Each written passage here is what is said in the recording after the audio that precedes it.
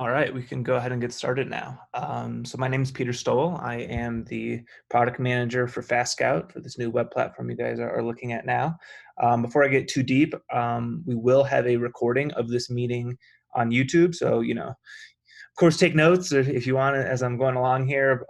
But for anything you miss or want to review, we will have a link on YouTube. So just reach out to our supporter sales team. We can give that for you. So today we're going into advanced stats. Advanced stats is actually my background. I was on the coaching staff at BYU during college and helped them out with a lot of advanced stats, and actually did some research for the Utah Jazz back in my college days with my professor. So I love advanced stats. We're about to get a little bit nerdy, but it's a lot of fun, and it's definitely useful in the new era of basketball. So before I get also too deep into any specific advanced stats, I want to point out we have a glossary on all of this stuff. So if you click on your name up here in the top right, whenever you log in, and just click on the stats glossary, here I open a separate tab where I go through all the standard stats, stuff like four factors. We'll go over the advanced stats here. So I've just kind of listed everything out. So this is a great resource to come to kind of see the explanations behind any advanced stats. I go into a little bit of math here, nothing too deep. But of course, if you have any more specific questions, reach out to us and I can talk to any of you individually. All right. So obviously when you log in, you're just as normal looking at your own team's dashboard page. So everything I'm looking at here, I'm pretending to be on Villanova's staff. I can, of course, look at for all my opponents. We're first going to focus on all the advanced stats available outside of Scout Builder. Now, everything that we're going to look at outside of the Scout Builder itself is available within Scout Builder, and then we actually even have a bunch more advanced stats only available inside of Scout Builder. So here, a lot of you are probably familiar with the four factors. So we kind of have our own version, our own flavor on it, calling it the FastScout factors, where we really just add a couple extra stats here that I think are super useful.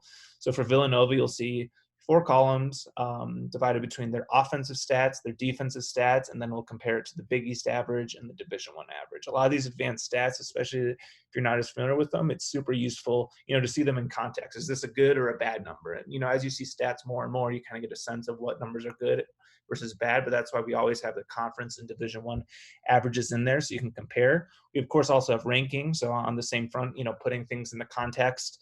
We're looking at Division I rankings now. So these are Villanova's rankings in all of D1. I should point out for all you D2 and D3 coaches, all this functionality is the exact same. We got conference and Division II and III rankings there as well. You can always flip between your rankings by clicking up here, and you can look at D1 or conference, or you can even have none if you're not interested in them.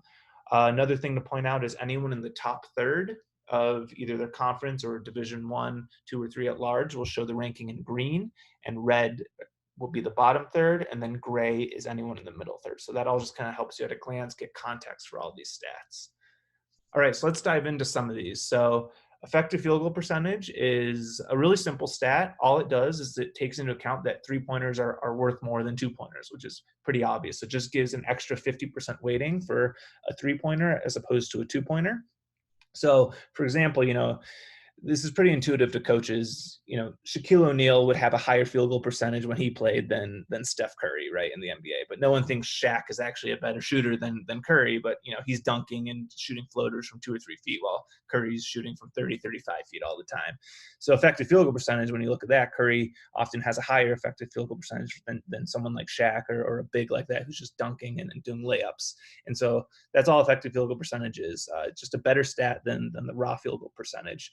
True shooting percentage is even better than that. It takes into account the fact that three-pointers are worth more than two-pointers, of course, but then it also takes into account free throw percentage. So you'll see here, it's a little bit more of a complicated formula, but it takes into account really every shot a player takes, two-pointers, three-pointers, and free throw percentage, and gives an overall number of how good of a shooter they are, or, of course, at the team level, how good the team is. I should point out for all these advanced stats, you can always hover over them, and we use abbreviations in a lot of places to save space. But if you hover over it, we'll write out the full name of the advanced stat. So if you have any questions on that, that's where that lives. Turnover percentage here is a pretty simple stat. It's just the percentage of possessions that end in a turnover. So for Villanova offensively, 16% of their possessions ended in a turnover. So, if they had a game where they had 100 possessions, on average, they'll turn the ball over 16% of the time. And I should point out here the key difference between offense and defense. It's pretty intuitive, but on offense, we're looking at here back in effective field percentage. This is Villanova's actual effective field percentage when they're on offense. And then on defense, this is the effective field percentage they give up, or when they're on defense, how do their opponents shoot. So Villanova defense here really is the same thing as opponent's offense. That can get a little bit tricky, but that's all this column really means. Assist percentage, another great stat. So this is the percentage of teams' percentage of possessions that end in points where teams assisted on them. So, Villanova scored 100 points in a game, 55 of those points, this is saying on average, would have come being assisted by. So obviously, you can have many possessions where you don't have assists, but Villanova actually had a really good percentage this year of 55%. And on defense, they only let up 47% of the time their opponents ended their possessions with assists. All right, free throw rate, another great stat. So this is just free throw attempts divided by field goal attempts. So basically 26% of the time that Villanova was on offense, they ended up shooting free throws. And on defense, they let up free throws about 23% of the time. So it's not necessarily inherently good or bad to have a high free throw rate. It depends if your team's a good free throw shooting team. But the better of a free throw shooting team you are, the more valuable having a high free throw rate was. So this is actually something that Villanova wasn't as strong at this year. They had a really good free throw percentage. So as a coach, I could look at this and say, look, we need to get to the line a lot more. We shoot so well from the line, 76%, but we only get there 26% of the time.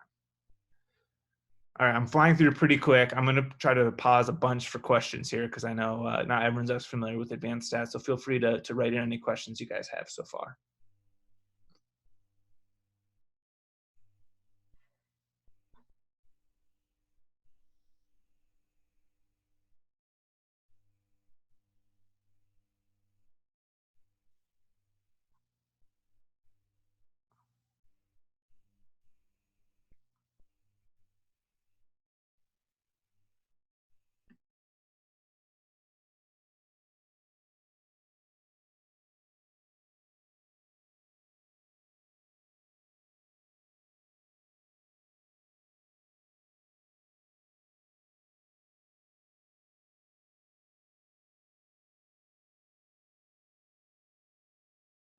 All right, doesn't look like any questions so far, so I'll keep chugging along here. The next tile I want to talk about is pace. So pace is simply the amount of possessions a team has per game on average. So Villanova actually played at a relatively slow pace at 67.6, below the Big East average of 70.5 and the D1 average of 70.1. And pace, again, is one of those things that's not necessarily good or bad to have a fast or slow pace. It depends on your team, right? Think of the San Antonio Spurs, the late 90s, even some of the 2000s. They had a very slow pace. They had David Robinson and Tim Duncan in the middle. They weren't looking to fly up and down the court like the more modern Golden State Warriors of the last couple of years were. But they were still a super effective, efficient team.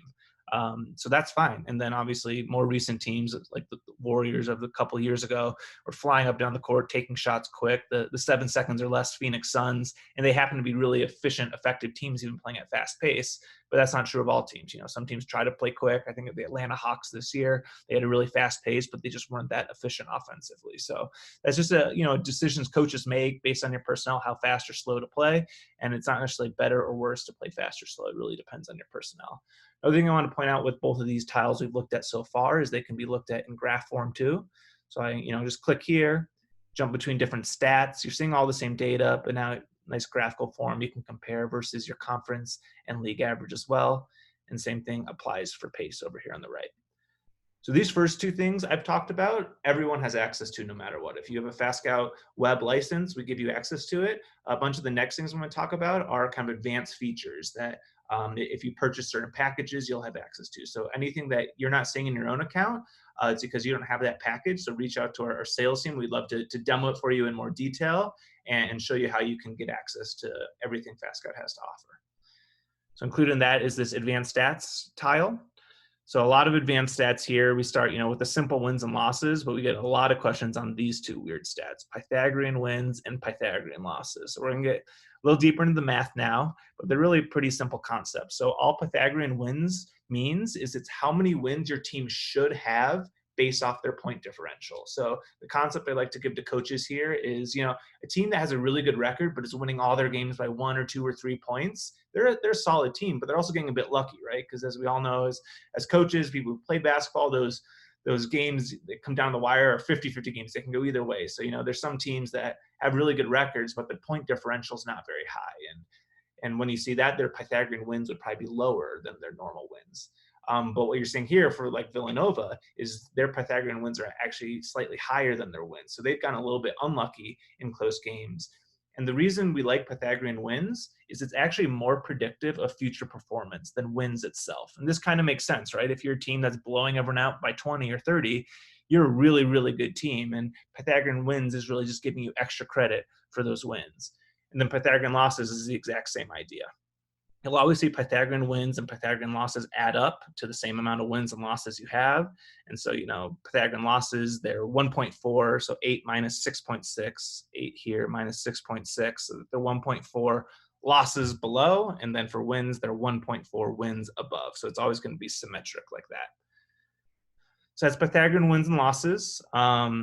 Offensive rating, defensive rating, and net rating. These are ones that coaches are getting increasingly familiar with. It's very simple. It's just points scored per 100 possessions for offensive rating, points allowed per 100 possessions for defensive rating, and then net rating is just the difference between the two. So offensive rating minus defensive rating.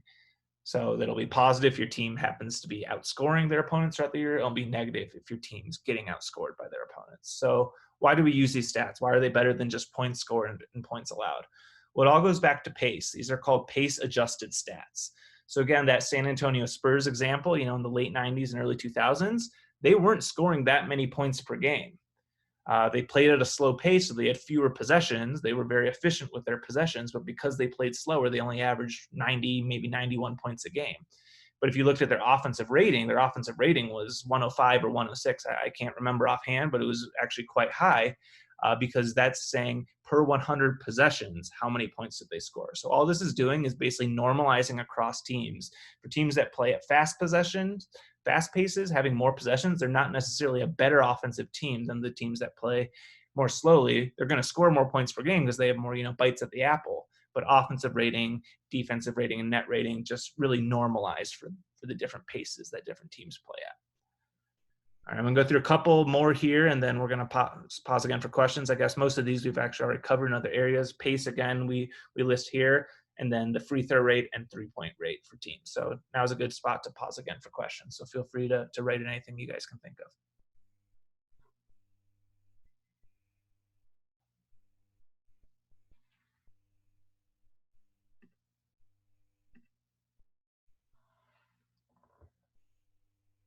Good question here. So what if your PW was much higher than your W? Does this mean that the team underachieved?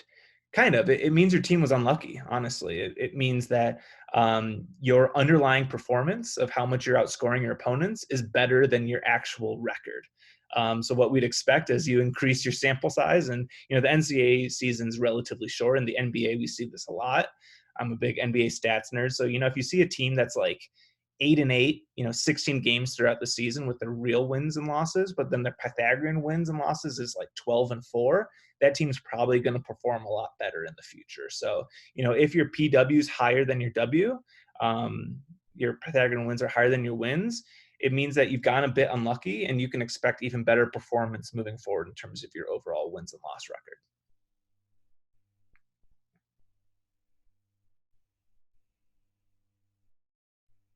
Great question. And anything else for now?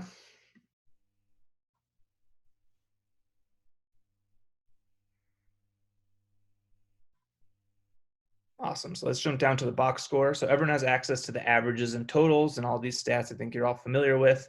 But those with the advanced stats package have access to this advanced and per 40.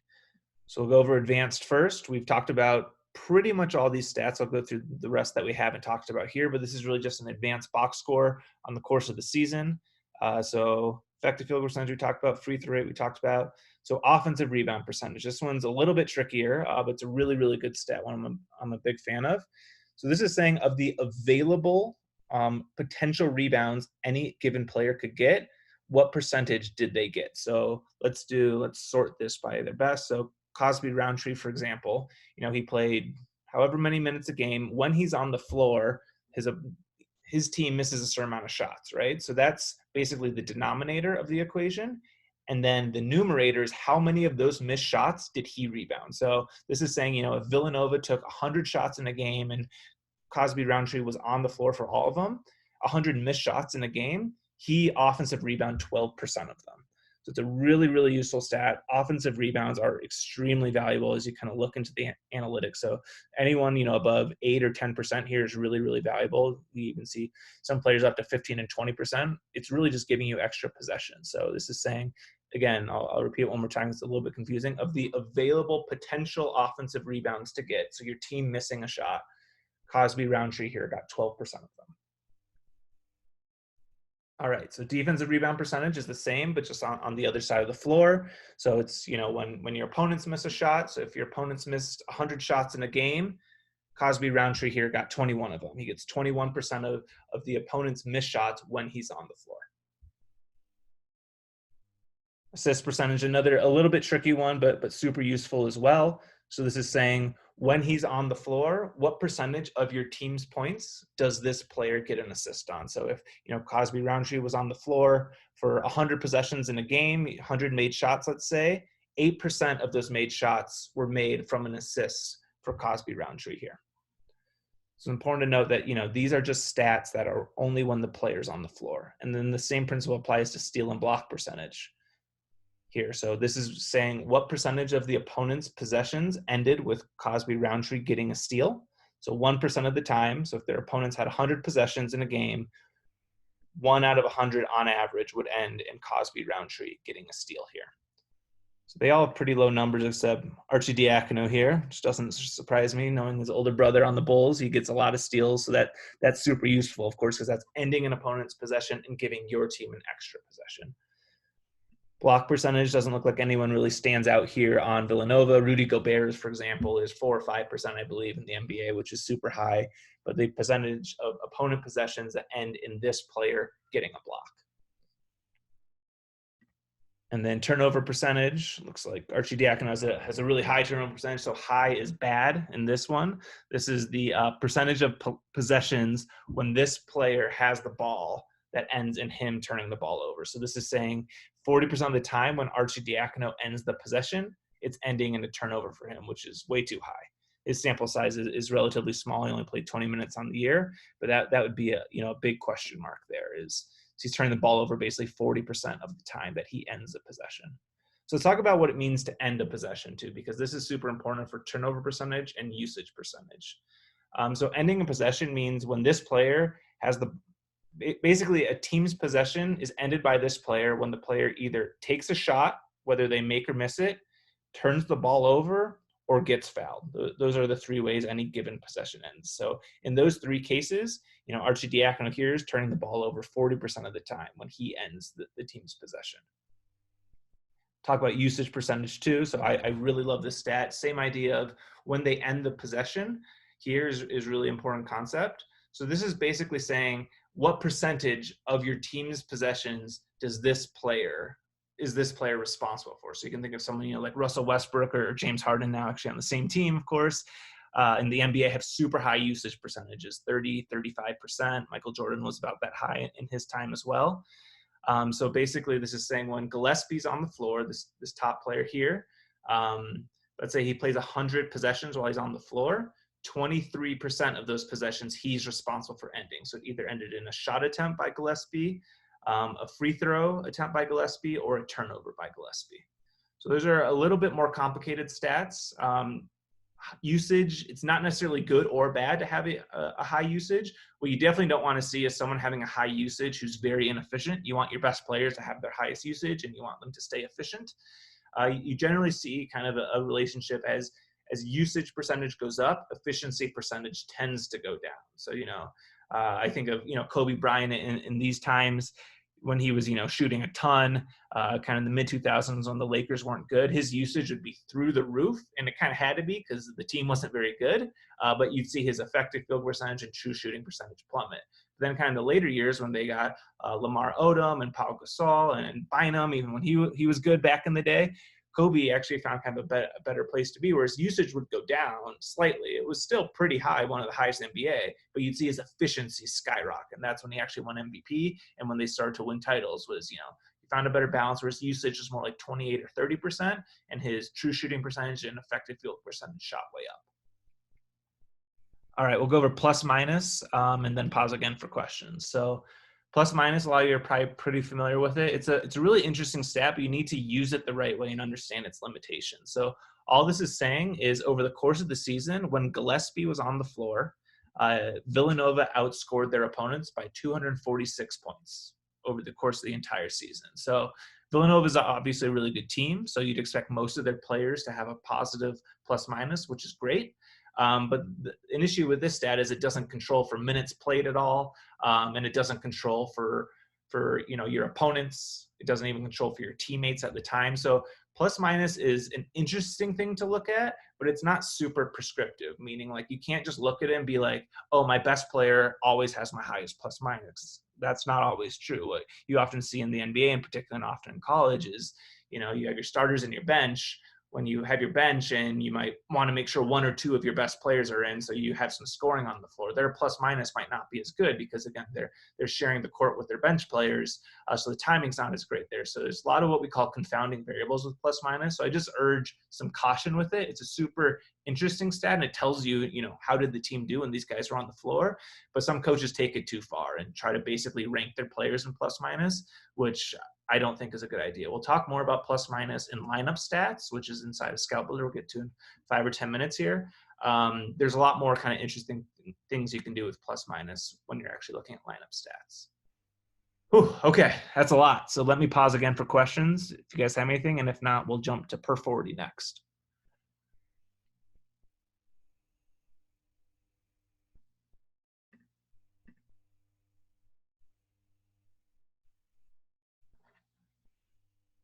Great question here. Is there a good way to filter the box score stats for garbage time or clutch situations? The answer is yes, and it's done inside of Scout Builder itself. This dashboard page is obviously super useful, but you don't have all the crazy customization you have inside of Scout Builder. So when we get to Scout Builder, I'll show you exactly how to do that.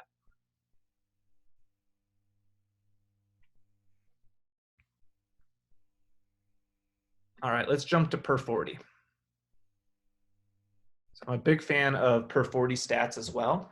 So all this is doing is normalizing to pretend basically every player played 40 minutes per game. So I think a lot of you coaches will know someone on your team who, might not play as much. They might be young. They might make a lot of defensive mistakes or whatever, but they're super effective, at least offensively, when they're on the floor. So basically the math behind this is, let's say you have a player who only plays, 5 minutes, let's say 10 minutes per game, make the math even easier. He plays 10 minutes, he or she plays 10 minutes per game and scores 5 points in those 10 minutes. So, if you just looked at that player's averages or totals, 5 points per game is nothing impressive. But if you actually made it a per 40 stat, that player would be averaging 20 points per 40 minutes. And the math there was, they played 10 minutes a game, 5 points during those 10 minutes. So I just multiply the minutes by 4 to get to per 40 minutes. And then obviously the points by 4 to get to 20 points. So super useful stat, way to really find undervalued players who aren't playing a lot. Also, it's really good, opponent scouting. Look at the players who, again, might not play a lot. If you just sort by, most points scored or points scored per game, they won't really stand out. But when they're on the floor, they're really effective. So definitely a really interesting stat to look at here. Again, with all of these, you can always sort by different stats. So super useful here. It doesn't look like anyone on maybe Cole here stands out a little bit. No one on Villanova seems super undervalued, like they should be playing a lot more. But players that really stand out here, sometimes if they're on your own team, you should be playing them more, or thinking about how you can get them on the floor for more minutes. And then for opponents, you got to watch out for those players that are really effective when they're on the floor. All right, and most of you are probably aware of this, but all of these stats, again, can be filtered on this dashboard page with all these different filters. They all work on per 40 and advanced. We even do this kind of highlighting thing where if players are far above or below their average in last 5, for example, we'll show that. So if it shows as orange, they're having a higher amount of that. So Brandon Slater, for example, over the course of the season, he only averages 1.2 steals per 40 minutes. But in the last 5 games, he's averaging 3.1. So that's a principle you'll see throughout our software, where we like to highlight things for you when they really stand out. All right, let's jump to the roster page really quick. So this is a brand new page we made. I just wanted to review with you guys. Looks like my internet's being a little bit slow. Sorry about that. Awesome. So I just want to point out here this brand new roster page. Just going to give a little plug since it's brand new. You can now change the amount of players per row from 1 to 2 here, and you can even sort by different numbers. And kind of a long-term feature we're going to be adding to this roster page is more advanced stats as well. It's just kind of another way to view your advanced stats. All right, so let's jump into the Scout itself to show all the customization options. Now, for this demo here, I'm doing a self-scout with Villanova, but you can do everything you see here, you can, of course, save as a template and do it for any team in the country, Division 1, 2, or 3. So let's jump into a self-scout, Villanova Advanced Stat Scout here as an example. So you'll see a lot of the same stuff we saw on the dashboard page. Now, of course, everything's customizable. So first on the FastScout factors, this should look familiar to you guys, but now since we're in Scout Builder, we can make things as big or as small as we want, obviously. We can change all the settings. Team pace, I pulled in an individual box score here. So I looked at, the Villanova Georgetown game, pulled in all the advanced stats from that game. We, again, still have this hover ability inside of Scout Builder if you have any questions. Nothing will print, so these little pop-ups won't print, so don't worry about that. It just shows kind of on the web when you're looking at it. So you can look at the plus minus for an individual game here. We have the all season box score where, again, I'm looking at all these advanced stats. Again, a lot of you guys are probably familiar with this, and we go into more detail of how to create a template, how to edit all your tiles.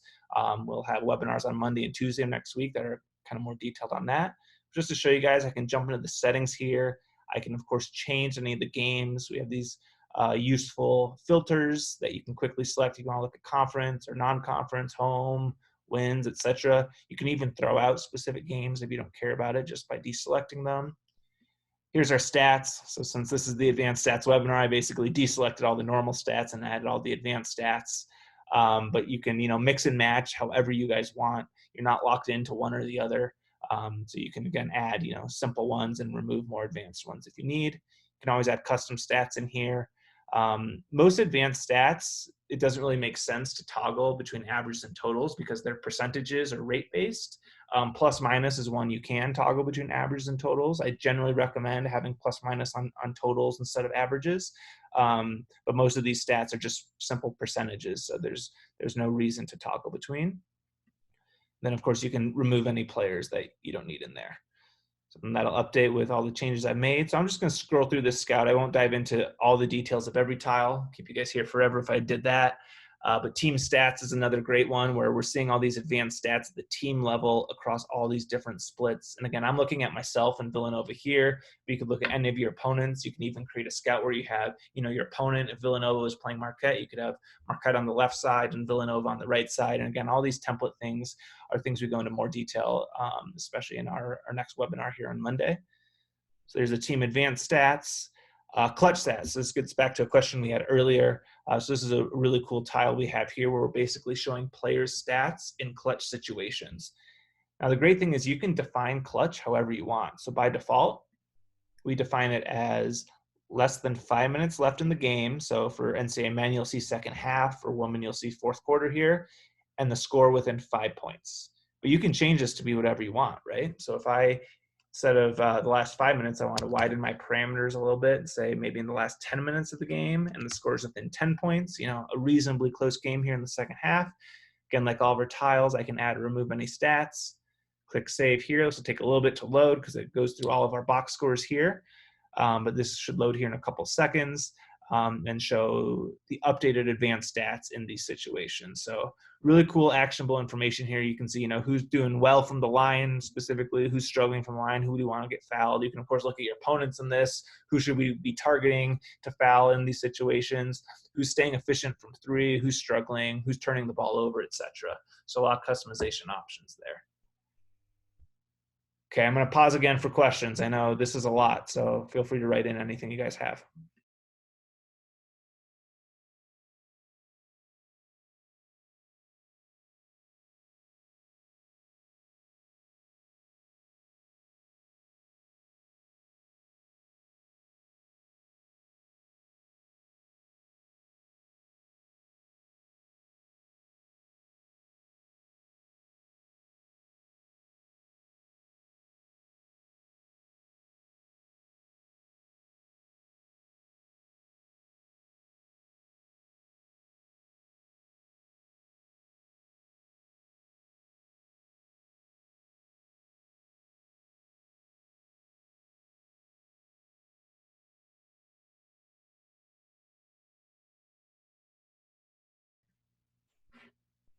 All right, let's jump into lineup stats. So here's one example, and again, this is a super customizable tile, but what lineup stats is telling you is how did your team perform when specific groups of players were on the floor. So right now I'm looking at 5-man lineups here for Villanova, sorted by minutes played, which is what I generally recommend doing, and then all these extra advanced stats I've added in here. So when these 5 guys were on the floor for Villanova this season, they first of all played 367 minutes over the course of the year. They average 122.7 points scored per 100 possessions. Again, that's that offensive rating stat, which is absolutely stratospheric. That's fantastic. So this was a really, really good offensive lineup. They averaged 93.6 defensive rating, so they gave up 93.6 points per 100 possessions, which is really good. That's above average. Average is usually around just 100, maybe 105, depending on the year. And then their net rating was plus 29.1. So per 100 possessions, this lineup outscored their opponents by 29.1 points per 100 possessions. So obviously a really, really good lineup, not super surprising, Villanova's starting lineup this year. And then you can see all these advanced stats. So this is, how the team did in any of these advanced stats when this group of players was on the floor. So again, this can be customized. Jump into settings here. I'm looking at 5-man lineups, which is awesome. Obviously, the full team, but you can change that to 3-man lineups. Another one I'm a big fan of, seeing kind of different groups of players. So when Bay, Gillespie, and Robinson Earl were on the floor this year, they played 739 minutes, and then all these stats. So Villanova, again, a really good team. They generally have a lot of positive plus minuses, but you can see what groups of players tend to perform the best together. And what you see as you look at this data even more with your own team, with kind of NBA teams I've looked at a lot, is it's not always the case that your best players are your best lineups. If your 5 best players are all guards, you're going to probably be terrible defensively. You're not going to score around the rim as much. So as every good basketball coach knows, it's not necessarily just your 5 best players is your actual best team. You need to mix and match players to play, to your own strengths and weaknesses, and change your strategy based on which players on the floor. But this is super interesting data where you can kind of sift through, and it's very actionable, right? Because the main decision coaches make during the game is who's on the floor and when, and who plays together. And so you can look at this, and often there's kind of big warning signs here. For Villanova, they seem like a pretty well optimized team, coached well. But if you're a good team, but your top lineup has a negative net rating, well, you need to start playing that lineup less, or you need to figure out what's not working with that lineup. You need to go back to the film and figure out kind of what's the issue with that lineup and better optimize your team. And this just gets that principle I've kind of, as I've worked with coaches and the Utah Jazz in the past, I've always wanted to point out. It's the data doesn't, and the advanced stats, they're great, but they're not everything. You can't just trust them blindly. Whatever they say you need to do. The teams that I found are most effective using data and advanced stats are the teams that really combine their expertise in coaching and knowing their team really, really well with the data itself. And so what I always say is if your eye as a coach, as a trained coach, agrees with the data, then that's the truth. That's great. Keep doing what you're doing. But if your eyes disagree with the data, if there's some discrepancy there, I'm not one to say I know who's right. If there's a difference, it just means you as a coach need to figure out why is there a difference in the data than what you're saying. It's a time to go back to the film, to look deeper into the data. Is it a sample size issue, or is kind of an intuition as a coach a bit wrong, and you need to update kind of what your beliefs are based off of new data. And the best coaches, in my opinion, who use data are willing to update their beliefs, but they're not overly swayed by the data. So that's just a kind of a general principle I wanted to point out as we go through this, especially true in lineup stats. So again, jumping back into the settings here, you can add or remove any stats. You can look at 2-man pairings. Another thing I should point out is you can always rearrange stats up here as well. I set it to 10 lineups displayed by default. You can do more or less than that. Minimum minutes just set to 1 by default. You probably don't need to change that. And then save it. Now we're looking at 2-man lineups. And again, they're pretty well optimized teams. So you're not seeing anyone stand out too bad here. All right, lineup stats is a big one, so I want to pause again for questions if you guys have any questions on lineup stats. I guess I'll talk a little bit about how we calculate it. So we have the play-by-play from every game for all NCAA. And so with that, we know who's on the floor and when, and through some magic for engineers, we're basically able to parse out, how did every potential lineup that played in the game perform when they're on. So it's not an easy thing to do. That's why very few people do it. And, when we check our data, it's as accurate as anyone's out there. So you can really count on it. And it was a lot of work, and something I'm really proud of our engineers for figuring out.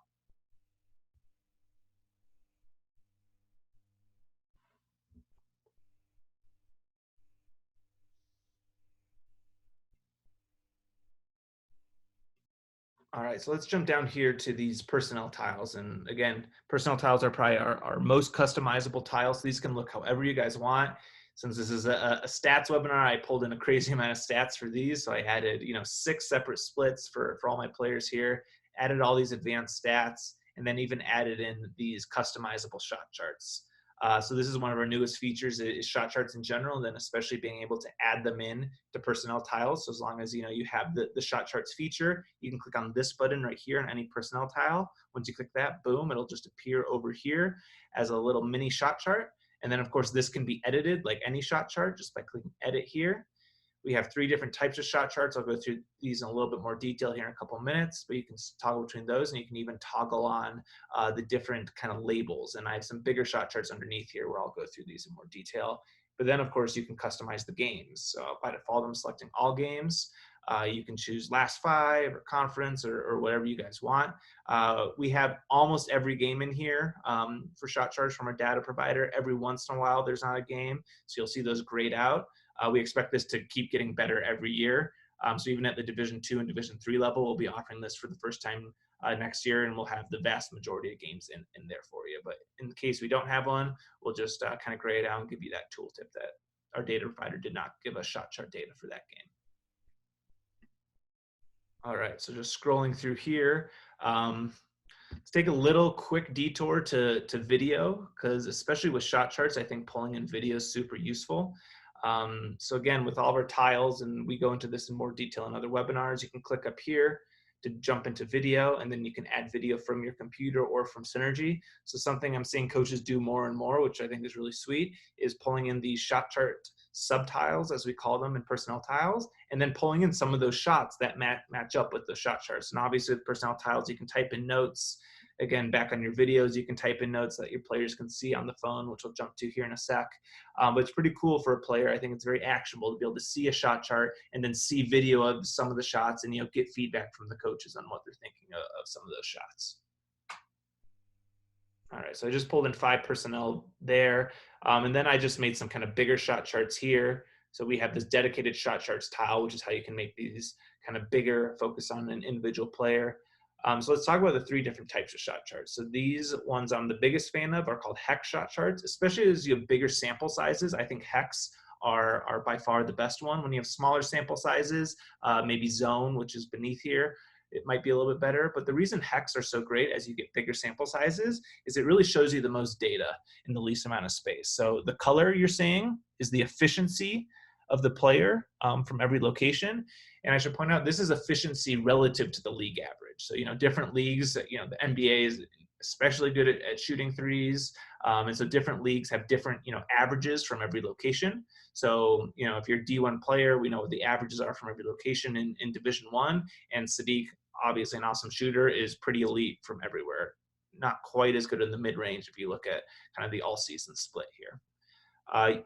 Again, like I showed before, you can filter by any split. So this is Sadiq's conference one. Interestingly, he didn't shoot as well from the rim in conference play as in the overall season. So that's kind of interesting information for the Villanova staff there. So again, these are both hex shot charts. And I should point out the size of the hex is the actual frequency that the player shot from every location. So especially back on this all season one, you can see, the places he shot from a ton, and then the mid-range, he didn't shoot quite as often in the mid-range. All right, here's a zone shot chart. So I've just pulled in the last 5 games, and just to show you guys again how you do this, jump into the settings. You can choose your player, choose your type, choose those labels again, whether you want to see the total raw numbers or the percentage on the shot chart itself. And then here, I just click the last 5 split. We actually didn't have data from this last game because I think it was one of those that was canceled when all the crazy coronavirus stuff was going on. So I just customized it. Looks like I accidentally included an extra game there. Click save. Any changes I make will update. So, for smaller sample sizes, like less than 10 games, definitely less than 5 games, I'd recommend going to these zone charts where, green is good, red is bad, and he doesn't have any in the middle, but yellow would be kind of around league average. These are obviously ones that you guys look pretty similar with other providers. And then finally, we have individual game box shot charts. So for these, I think the make and miss is probably the most useful, where you're just seeing what we call a simple binary, where green circles are every make and red X's are every miss. But another cool thing I'm seeing more coaches do is, creating the shot chart for an individual game, this one versus Butler. And if I click here, I've now pulled in, certain shots from that game where you can give Sadiq feedback on those shots. So that's a really cool way to have valuable information for a player for a single game shot chart. All right, let's jump to the phone really quick to show you guys how good this all looks on the phone. So again, to send a scout to your team, you can be back here on the Scouts menu and just click this button right here. This one I've already sent to everyone, but let's say this was a scout just for Sadiq Bey. I'm the coach Peter, and we'll pretend my coworker here, Dan Oakes, is actually Sadiq Bey. I could just send it to Sadiq, right? You can pick and choose who you send what to, or you can click select all to send it to everyone. Second I do that, a push notification sent to everyone's phone and iPad. If they have the iPad app as well, we're available there. And I should point out we also have an Android app now that I'm really excited about. So this content's all been sent down to the phone. So let me open up my phone here on the other screen. Boom. So I've sent all these self-scouts down previously, or sorry, these opponent scouts. So let's jump to the self-scouts. Here's the new one I just created, my advanced stats scout. So all these same tiles I built on the web, again, showing up in the same order on the phone. And then we can click on the Sadiq one. We've been going into more detail. All those stats I've laid out nicely here. That shot chart I attached to Sadiq's tile. And then again, those videos right underneath. So we have other webinars that go into more detail again on mobile, especially on Monday and Tuesday. I know we'll be doing that. But all of these advanced stats, the shot charts and video, all show up great on mobile. You can even tap on the shot chart on a full screen viewer, zoom in and out, etc. So scrolling down here, here's those other shot charts I was talking about. Can show up as their own tiles too. And the whole point is it's super flexible, right? Like you guys are seeing kind of the same things in multiple spots. And that's just to show you guys the flexibility. Some coaches kind of prefer these standalone shot charts, might have, 5-6 pages of them, and that's great. Or you can, of course, attach them into the personnel tiles. Scroll back here on the web, so it'll match up. So now you can see these kind of team level shot charts that look especially good because they have so much data. For Villanova, here's their team shot chart over the course of the entire year. Obviously, a really good shooting team struggled a little bit from the right corner and the left mid-range. Then you can have any splits you want, of course, home games, away games. Interesting kind of weird thing I saw here is Villanova actually shot really poorly around the rim, and even in general, they just weren't great at home games. And look at away games, they were much, much better at the rim and generally better almost everywhere except in the mid-range. And then, of course, wins versus losses. You'd expect a lot more red in wins. Your team shoots better in wins and losses. That's not surprising. But you can kind of delve into to look in the data in a bit more detail. So obviously a ton here. There's so many different things you can do. I did hit on pretty much all the advanced stats. Your guys' minds are probably overwhelmed here. So please, please, please go to our glossary to learn more about it. Reach out to our support and sales team. They can hook you up with me. I'm kind of the advanced stats expert here to talk through in anything more detail. But there's a lot here to play with. And again, it's all about actionable data. Anyone can make a pretty graph, but we want to provide data for you guys that actually helps you make better decisions. So please play around with this more and more. If you want access to anything, we're happy to give free trials this time when more people are home and have a little extra time in your hands, so you can play around with things. I'm gonna pause again one final time for questions. So please write anything into the chat that you have. I'm happy to answer that.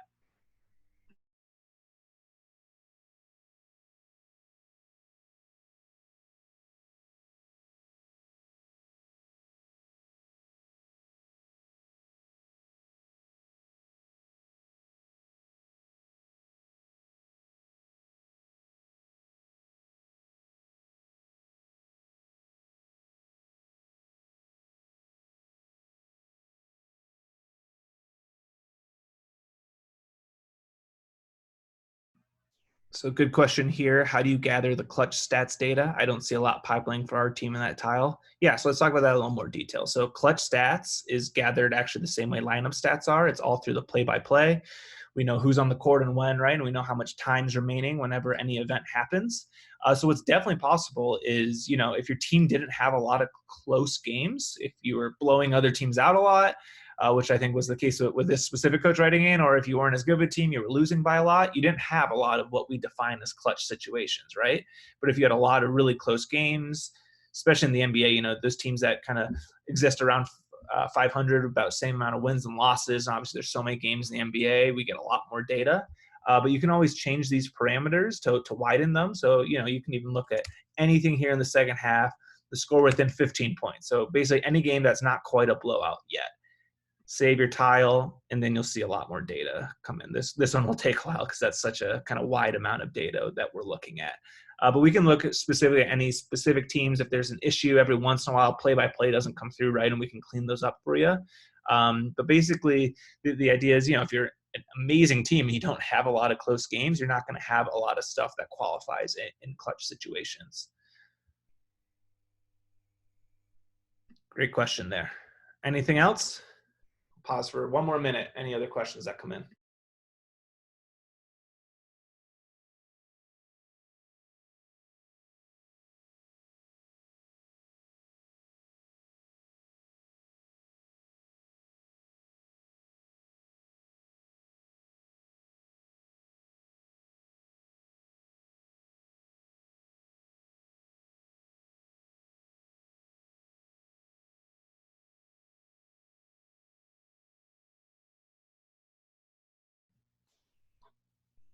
All right. Well, awesome. Thank you all so much for joining me today. I apologize going a little bit long. We obviously have a lot here to go through. I'll try to be a little bit more concise next time. We will post this link on YouTube.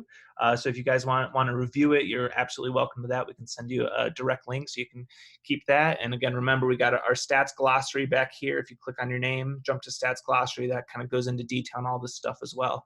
We really appreciate your guys' time, and feel free to write in with any other questions you think of.